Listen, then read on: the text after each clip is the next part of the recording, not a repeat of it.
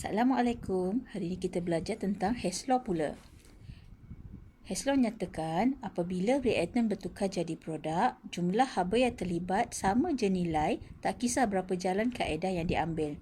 Contohnya A jadi C, nilai entapi dia adalah entapi 1.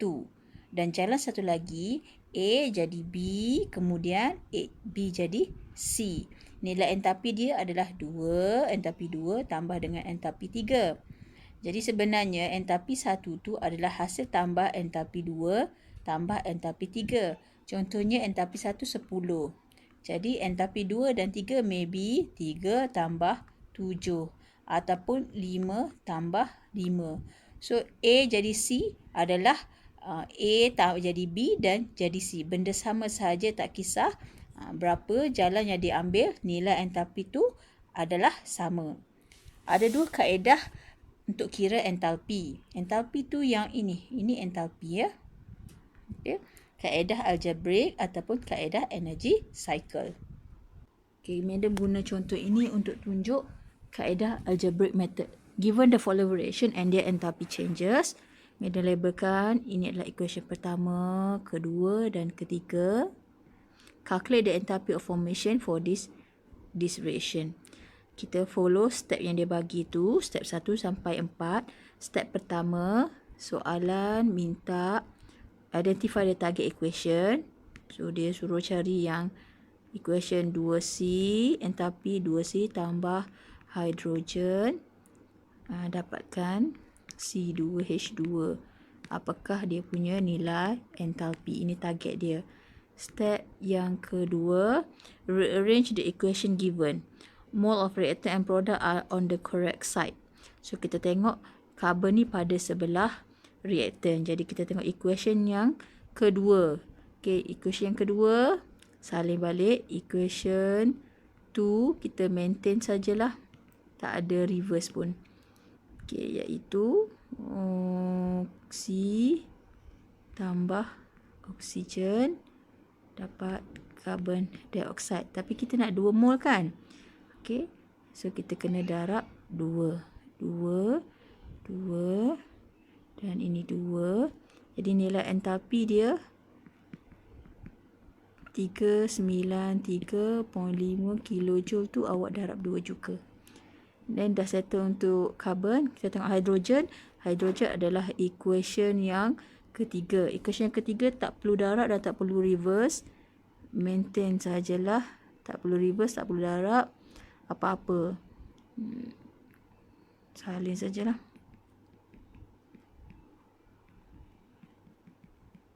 Okey, entalpi dia adalah 285.9 kilojoule.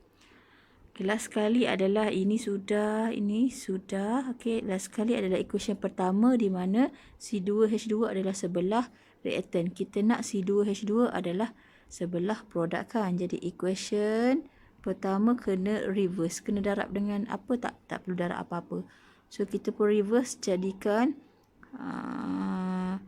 C2H2 sebelah produk. C2H2 kat sini lah. Tambah dengan 5/2 oksigen. Okey, jadi yang sebelah produk akan jadi reaktan. Dan dia punya nilai daripada negatif ni akan jadi positif 1299.6. Okey. Lepas tu kita pun step 3, add the equation to obtain the target equation. Kita pun tambah. Okey, kita pun tambahkan semua. Ada tak 2C? Ada. Ada tak hidrogen? Ada. C2H2 pun ada dengan bilangan mol yang betul. Dan yang madam tak bulatkan tu awak kena cancel up. Okey, macam mana nak cancel up? Carbon dioxide sebelah sebelah produk akan cancel dengan carbon dioxide sebelah reaktan. Then H2O sebelah produk cancel dengan sebelah reaktan.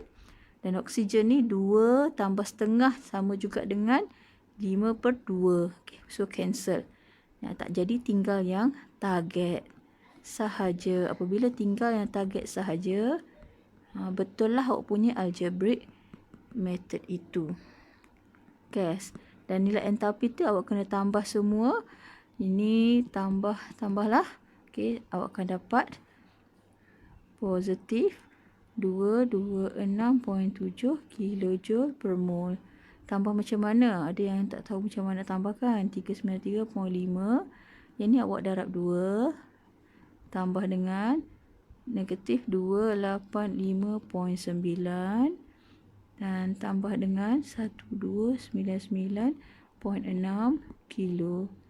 So, awak akan dapat yang inilah. Okey. Unit final answer dia berapa? Okey.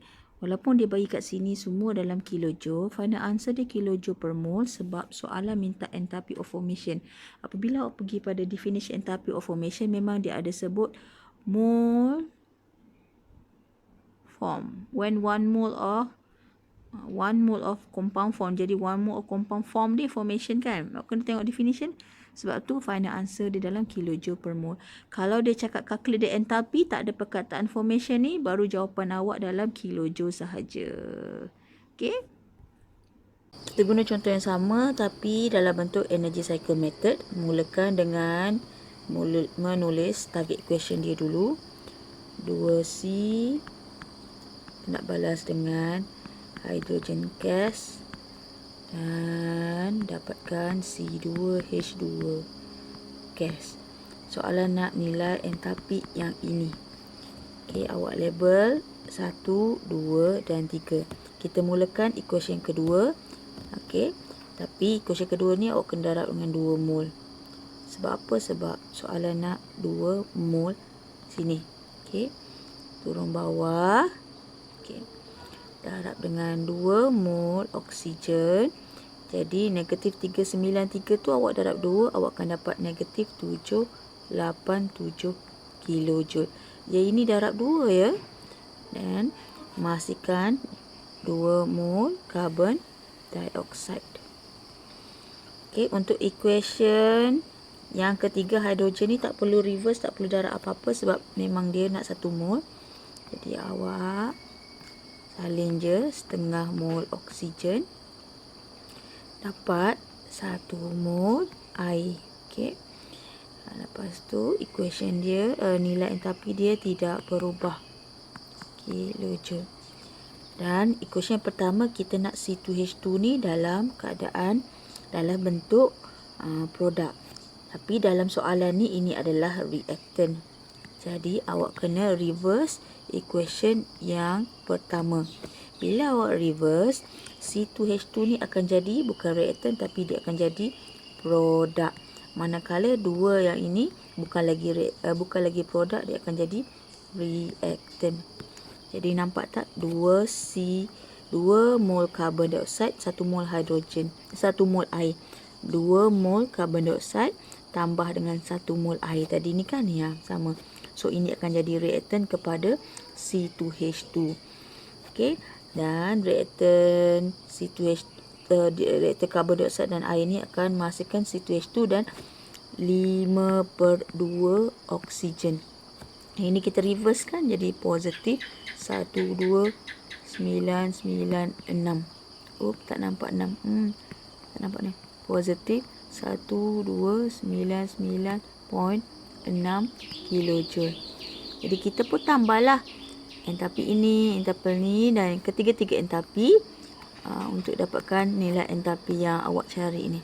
Sama juga dengan 787 tambah dengan negatif 285.9 tambah dengan 1299.6.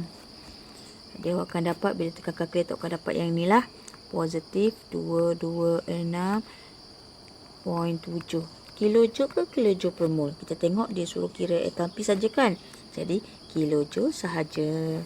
So inilah yang bentuk cycle, nampak tak? Dia cycle, cari yang ini dan awak turun. Okey, naik atas balik ini. Inilah cycle. Untuk oksigen pula, awak tengok ni 2 tambah dengan setengah. Okey, jadi 2 tambah setengah jadi 2,5 kan? Tengok ini pula 5/2 sama juga dengan 5 bahagi 2, 2,5 lah, 2.5. Okey, jadi oksigen selesai.